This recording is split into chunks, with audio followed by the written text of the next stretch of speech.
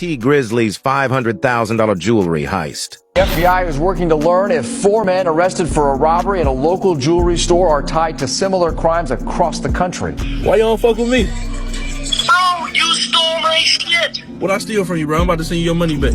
Walked into this Jarrett near a busy shopping area Tuesday night around 7 with hammers. To understand the full story, we need to go back to the start of where it all started for T. Grizzly, which is Detroit. And everyone knows Detroit is a tough city and has high crime rate and broken houses.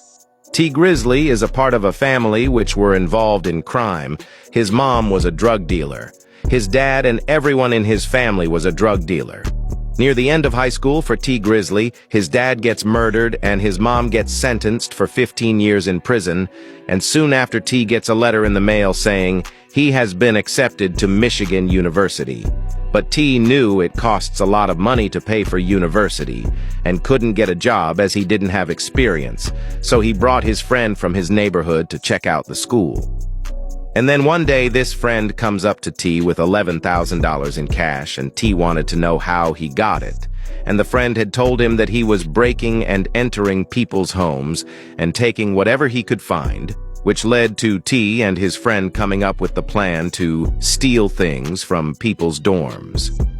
They would take things at night when people were asleep. T. Grizzly and his friend pulled off 12 robberies successfully and got $10,000 worth of stolen merchandise and nearly $10,000 in cash. But police started catching on to them, and as soon as T was about to leave, he was apprehended by police. And word started going out he was arrested, so T's friend would quickly go to his dorm room and take all the stolen merchandise and cash and move it to his dorm room before the police check his dorm room. This meant T. Grizzly was let go with no charges as the police had no evidence on him. After a couple of months since he was arrested, his friends would come up with an idea to do a jewelry heist in Kentucky, a smash and grab. T. Grizzly said yeah, and him and his friends would steal a car, get an apartment near the jewelry store, and the place they were targeting was called the Castle. But they didn't know it was actually a pawn shop.